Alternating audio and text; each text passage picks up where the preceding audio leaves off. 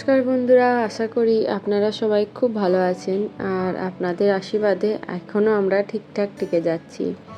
আজকের ব্লগটার অন্য দিনের মতো নয়, আজকেরটা একটু অন্যরকম বলতে পারেন। একরকম মানে অস্বস্তির মধ্যে দিয়ে ব্লগটা শুরু করলাম। আসলে সকাল থেকে ব্লগটা করার মতো মন মানসিকতা কিছুই ছিল না, ইচ্ছাও হয়নি, করিনি। বিকালের পর মনে হলো না, যে আপনাদের সাথে আমার যে সম্পর্কটা সবেমাত্র বিল্ড আপ করতে শুরু করেছে সেটা টিকিয়ে রাখি, অন্তত কিছু সম্পর্ক তো ভালো থাক। তো সেইভাবে শেষে এই 4:30টার সময় আমি ব্লগটা শুরু করছি। প্রথমে অবশ্য বসেই ছিলাম, কি করব না করব ভাবছিলাম। তা করতে করতে পাকুম ঘুম থেকে উঠে পড়লো, ও ছিল নিচে। তারপর ও আসার পর ওকে কলা খেতে দিলাম। ও কলাটা খাওয়ার পরিবর্তে খানিক মাখামাখি করলো, আমি ওকে আর কিছু বলিনি।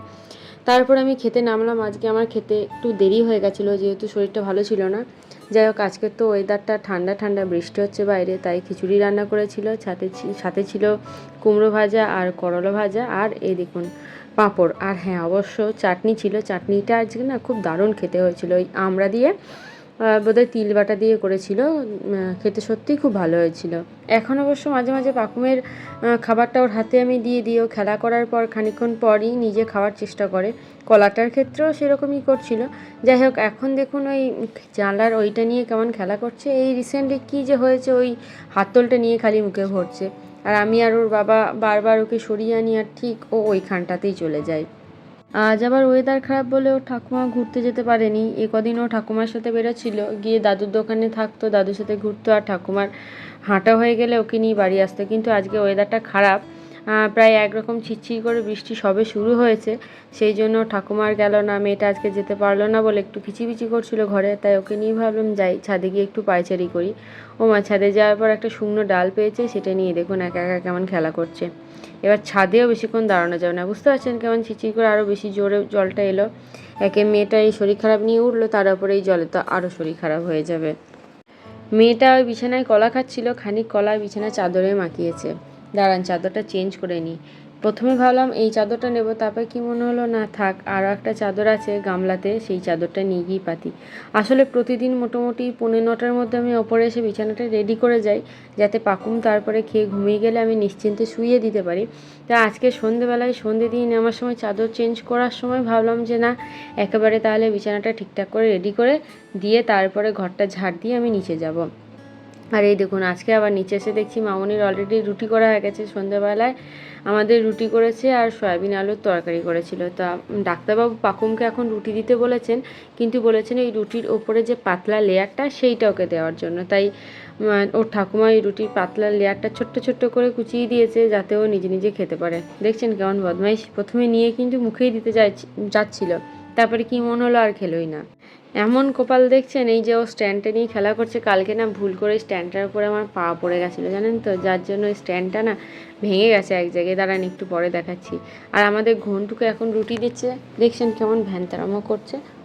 জানেন তো, আগে আমি কোকোর জন্য প্রতিদিন রুটি করতাম, আর যখনই রুটি করতাম 2টো করে রুটি এক্সট্রা করে করতাম এই ঘন্টু আর জুলিকে দেওয়ার জন্য। তখন ওরা যখন ছোট ছিল না, কি সুন্দর দুটো রুটিকে পায়ের মধ্যে ধরে সুন্দরভাবে ছিঁড়ে ছিঁড়ে খেয়ে ফেলতো। আর এখন বড় হয়ে গিয়ে রুটির প্রতি যেন ওদের ঘৃণা ধরে গেছে। আর এই দেখলেন স্ট্যান্ডটা কেমন ভেঙে গেছে। দাঁড়ান, সন্ধেবেলায় চা খাওয়ার টাইম হয়ে গেছে। মামনির জন্য চাল ভাজা এনেছিল আগের দিন বাবা, সেটা একটু মুড়ির সাথে মাখিয়ে দিচ্ছি, খেতে কিন্তু বেশ ভালোই লাগে। ওদের জন্য লিকার চা করে দিলাম, আর আমার জন্য একটু কফি বানালাম। সাধারণত এখন আর দেখেছেন তো সেভাবে কফি খাই না, আজকে মন হলো তাই একটু বানিয়ে নিলাম। জানেন তো, পাকুম হওয়ার আগে পর্যন্ত আমি প্রতিদিনই কোকোর জন্য রুটি করেছি, কিন্তু যখন ও প্রথম জানতে পারলাম যে ও হবে, তারপর থেকে যে শরীর খারাপটা শুরু হয়ে গেছিলো বা বমি করতাম এত, যে আমার এত শরীর খারাপ থাকতো, তারপর থেকে আর কোকোর জন্য সেভাবে রুটি করা হয়নি, এখনও করি না। আসলে কি হয়েছে, ডাক্তারবাবু এখন আবার কোকোকে রুটি দিতে বারণ করেছে। এই দেখছেন আমার ব্যাগের মধ্যে এই বিস্কুটের প্যাকেটটা রাখা ছিল, দুই ভাই মিলে এসে বিস্কুটের প্যাকেটটা বার করে নিয়েছে। আর পলু কুকুকে রাগ দেখাচ্ছে যাতে আমি কুকুরকে না বিস্কুটটা দিয়ে পলুকেই সবটা দিই।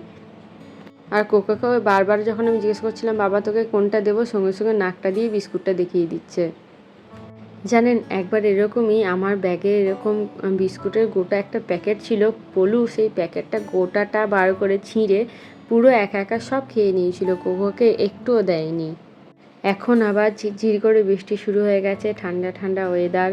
আমার খাওয়া হয়ে গেছে, পাকুমেরও খাওয়া হয়ে গেছে। এখন আমি আর পাকুম খেলা করছি। তবে হ্যাঁ, বেশি রাত আর জাগবো না, তাড়াতাড়ি ঘুমিয়ে যাব। তার আগে বলি বন্ধুরা, যদি ভিডিওটা ভালো লেগে থাকে তাহলে কিন্তু একটু কমেন্টে জানাবেন, সাথে একটা লাইকও করে দিন। আর আমাদের চ্যানেলে প্রথম এসে থাকলে আমাদের চ্যানেলটা সাবস্ক্রাইব করে আমাদের পাশে থাকার একান্ত অনুরোধ করব আপনাদের। আজকের মতো টাটা।